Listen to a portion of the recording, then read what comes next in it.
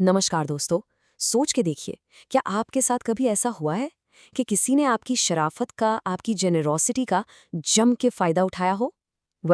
आज हम W Somerset मॉगम की एक बहुत ही मजेदार शॉर्ट स्टोरी द लंचन को एक्सप्लोर करने वाले हैं। ये कहानी एक ऐसे ही अजीबो-गरीब और हिलेरियस एक्सपीरियंस के बारे में है। लेकिन कहानी में डाइव करने से पहले चलिए थोड़ा सा इसके ऑथर के बारे में जानते हैं। William Somerset mom. इनकी अपनी लाइफ भी इनकी कहानियों की तरह काफी इंटरेस्टिंग थी। तो आज इस एक्सप्लेनर में हम क्या क्या कवर करेंगे?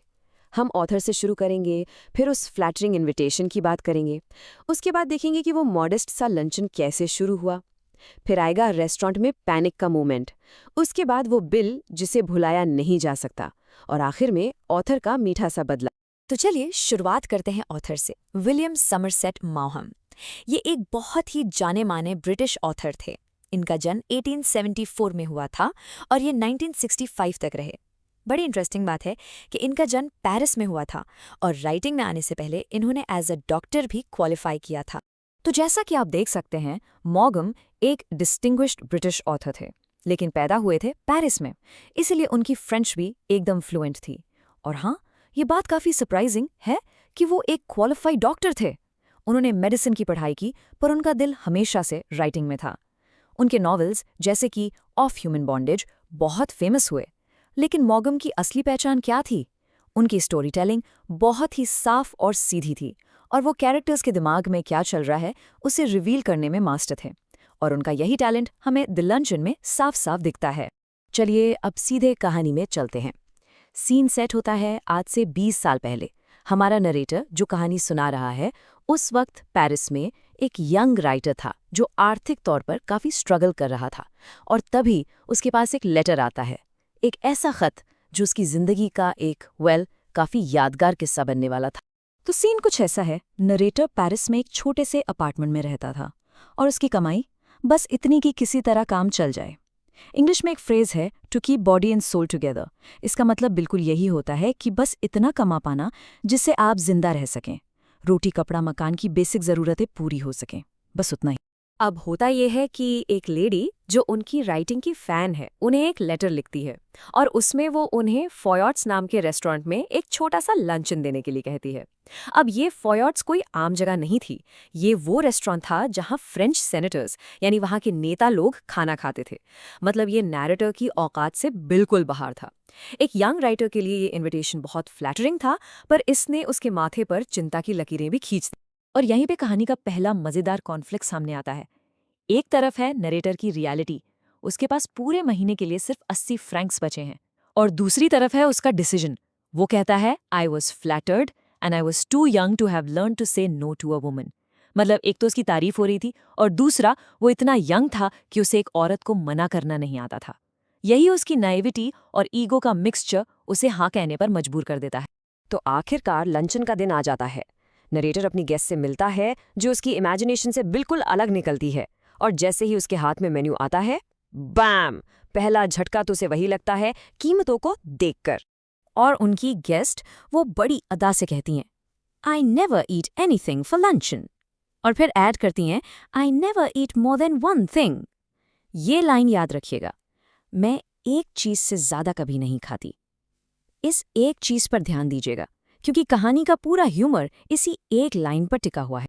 तो देखते हैं उनकी वो एक चीज क्या थी।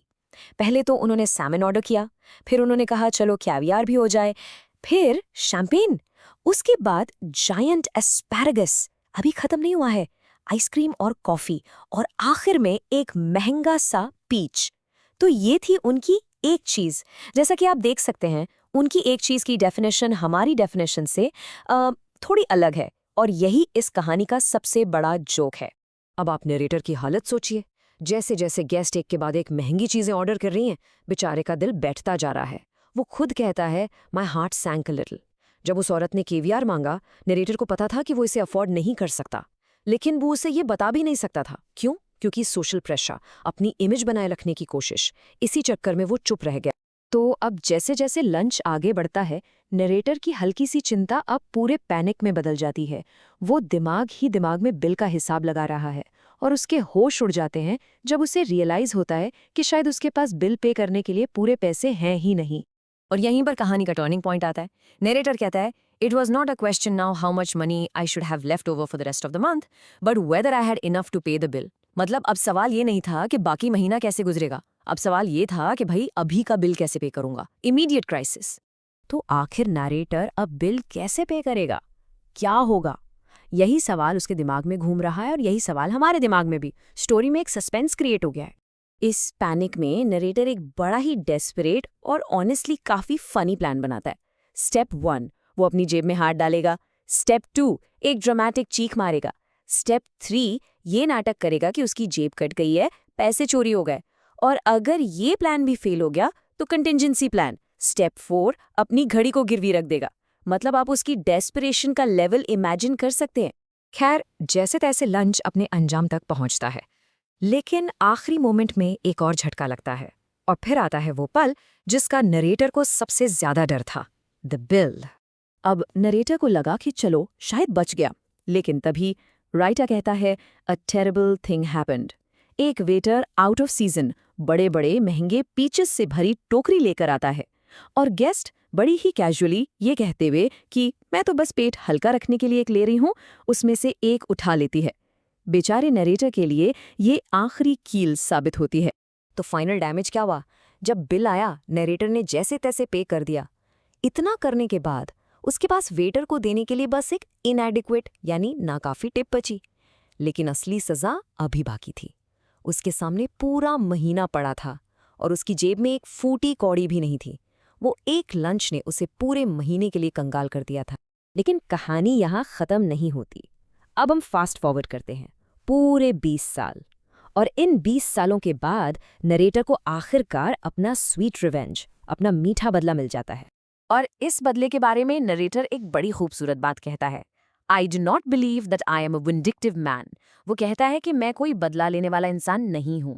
But when the immortal gods take a hand in the matter, it is pardonable to observe the result with complacency. मतलब जब भगवान खुद इंसाफ करते हैं तो उस नतीजे को देखकर खुश होना जायज है।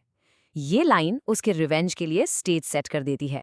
तो क्या था वो बदला? 20 साल बाद जब वो उस औरत से दोबारा मिलता है तो उसे पता चलता है कि उनका वजन हो गया है 21 स्टोन। अब आप सोच रहे होंगे कि 21 स्टोन कितना होता है?